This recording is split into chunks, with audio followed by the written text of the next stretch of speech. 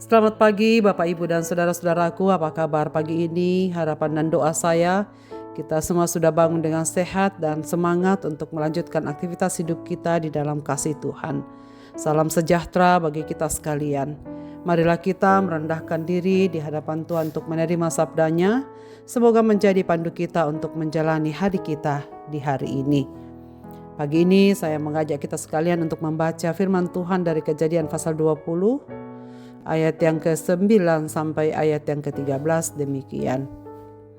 Kejadian pasal 20 ayat 9 sampai ayat yang ke-13. Kemudian Abimelek memanggil Abraham dan berkata kepadanya, "Apa yang kau lakukan terhadap kami?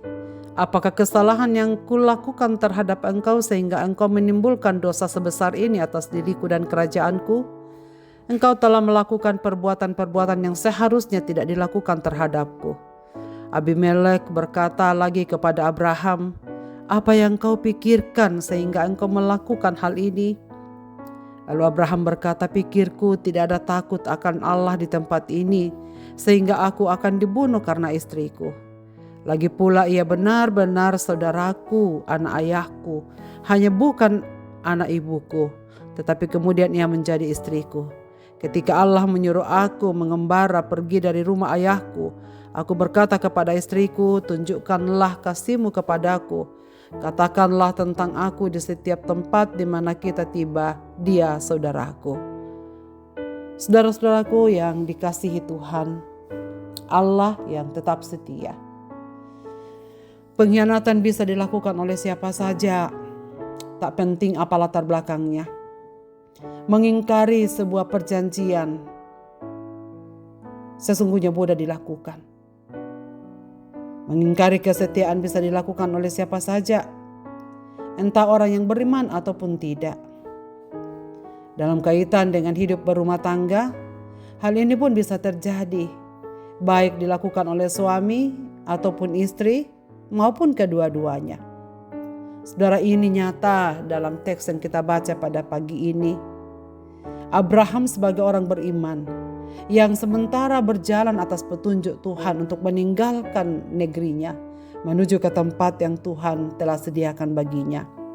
Dan pada saat ini sampai di daerah Gerar di tanah Genegeb atas perintah Tuhan, secara terang-terangan melakukan pengkhianatan. Bukan saja sepihak oleh Abraham, bahkan Sarah sebagai istrinya yang secara sadar mengiyakan, mengikuti perintah suaminya, mengingkari kesetiaan mereka sebagai suami istri. Saudara-saudaraku, kalau ditanya mengapa hal ini bisa terjadi, mengapa mereka tega untuk melakukan hal demikian? Saudara sekalian, memang benar di sisi lain mereka adalah saudara seayah lain ibu. Tapi yang pasti mereka telah memiliki status sebagai suami istri, yang pada mereka ada janji yang melekat untuk saling setia di hadapan Allah. Hanya karena ia takut kalau dibunuh karena istrinya, Abraham rela berbohong. Dan memang ini terkait dengan kebiasaan di waktu itu. Seorang raja bisa punya banyak istri sesuai dengan yang ia mau. Sarah bisa saja dijadikan selir oleh Abimelek. Dan karena itu jika ternyata ia adalah istri Abraham, bisa menjadi Abraham dibunuh dan istrinya akan diambil sebagai selir dari Abimelek. Maka bukan tidak mungkin Abraham akan dihabisi supaya bisa memuluskan niatnya ini. Saudara sekalian, ketakutan Abraham menutupi rasa percaya dan keyakinannya akan tuntutan Allah. Ia lebih memilih berbohong dan gadaikan kesetiaannya pada istrinya Sarah, ketimbang harus mengorbankan diri dan kenyamanan yang sudah ada. Daripada takut mati, lebih baik berbohong. Daripada saya susah, lebih baik saya ingkari kesetiaan untuk sementara. Daripada saya mendapat susah, lebih baik saya menipu walaupun itu salah. Saudara sekalian, Abraham mengingatkan kita ketakutan, kecemasan, kekhawatiran dapat mengancam kesetiaan kita untuk menjadi pengikut Tuhan yang baik. Manusia kadang melihat masalah lebih besar daripada Tuhan. Padahal sesungguhnya Tuhan jauh lebih besar dari masalah yang dihadapi.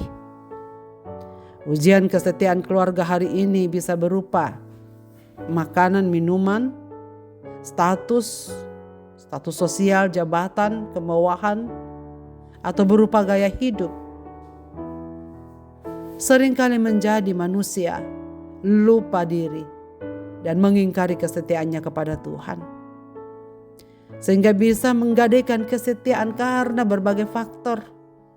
Apalagi kita hidup di zaman perkembangan media sosial yang semakin marak dewasa ini. Saudara-saudaraku, cerita Abraham dan Sarah hari ini mengingatkan kita untuk lebih berjaga-jaga. Seorang tokoh sebesar Abraham bisa juga jatuh, apalagi kita. Pelajaran ini sungguh menolong kita untuk belajar bahwa kesetiaan kita kepada Tuhan pada saat ini bukanlah jaminan bahwa seterusnya dan selamanya kita akan tetap setia kepada Tuhan. Dalam perjalanan waktu ke depan kita akan menghadapi berbagai persoalan. Maka kita setia atau tidak, sesungguhnya waktulah yang akan menunjukkan jawabnya. Saudara-saudaraku, tetaplah di jalur yang Allah ingini. Karena tangan Tuhan akan tetap menuntun sesuai janjinya bagi kita. Puji Tuhan, kita memiliki Allah yang setia. Yang tidak memandang kesalahan kelemahan kita. Penghalang kasih setianya. Kita melihat bahwa di tengah kerapuhan Abraham, Allah tetap setia menuntun perjalanan imannya. Bahkan dengan caranya sendiri ia membawa ia dan istrinya untuk sungguh-sungguh kembali kepada Tuhan. Bersyukur kepada Tuhan karena status kita sebagai anaknya tetap permanen. Tidak hilang dan tidak dibatasi oleh karena kelemahan manusiawi kita. Bagian kita adalah tetap waspada dan berjaga-jaga. Jangan sampai kita juga mengkhianati kesetiaan Tuhan. Dan bagi kita yang sudah melakukan hal-hal yang tak berkenan kepada Tuhan, marilah kita datang kepadanya untuk mengakui. Seperti Abraham yang datang kepada Abimelek untuk mengakui kesalahan-kesalahannya. Maka saat itu juga Tuhan memulihkan kehidupan Abimelek. Dan dengarlah berkatnya untuk Abraham. Bahwa seluruh negeri ini terbuka untukmu. Dipilihlah tempat di mana saja engkau suka untuk berdiam. Menetaplah di mana engkau kehendaki. Bukankah ini sesuatu yang sangat luar biasa bagi seorang yang sedang berjalan, bagi seorang perantau, bagi seorang pendatang. Kita mengucap syukur karena firman ini boleh mengingatkan kita. Sekalipun kita punya banyak dosa dan kelemahan, tapi Allah kita adalah Allah yang setia, yang akan terus punya cara untuk menuntun kita kembali kepadanya, untuk mengakui segala dosa-dosa dan kelemahan kita. Itulah sebabnya saudara sekalian, Tuhan Yesus mati di atas Golgota untuk menunjukkan kesetiaannya kepada umat-umatnya yang tak sanggup setia dan memberontak. Dan ia mati bagi kita semua yang tidak sempurna ini. Maka saudara-saudaraku, marilah kita serahkan diri kepada Tuhan dalam segala kekhawatiran kita untuk masa depan, sebab di tangannya lah sejahtera kita ada. Mari kita berdoa. Bapa di sorga, Bapa di dalam nama Yesus Kristus Tuhan kami mengucap syukur pada pagi hari ini diingatkan oleh sabda-Mu lagi.